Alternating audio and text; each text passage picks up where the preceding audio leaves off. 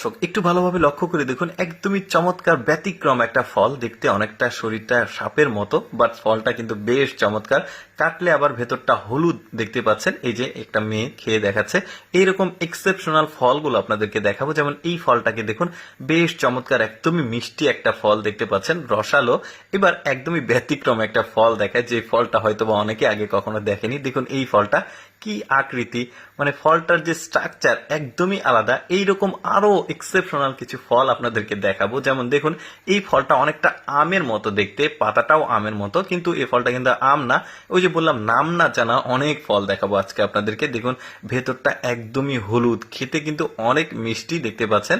দারুণ লাগছে যখন এই যে কাটছে, ভেতরটা দারুণ। এইরকম আরেকটা ফল দেখায়, প্রথম দৃষ্টিতে মনে করবেন এটা কাঁঠাল, কিন্তু এটা কাঁঠাল না।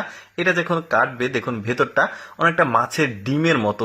সৃষ্টিকর্তা পৃথিবীতে কত রকম ফল তৈরি করেছে যেগুলো আমাদের দেখা হয়নি। দেখুন একদমই মাছের ডিমের মতো হলুদ, তারপরে কয়েকটা মানে আছে ভেতরে দেখা যাচ্ছে, কাঁঠালের কোয়া কোয়া থাকে ওই রকম না, একদমই মাছের ডিমের মতো।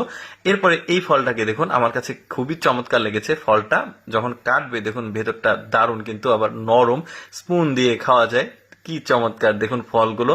এরকম আরো এক্সেপশনাল ফল আপনাদেরকে দেখাবো, যেগুলো হয়তোবা অনেকেই আগে কখনো দেখেনি। ভিডিওটা পুরোপুরি আপনারা দেখতে থাকুন, দেখুন কি দারুণ। তারপরে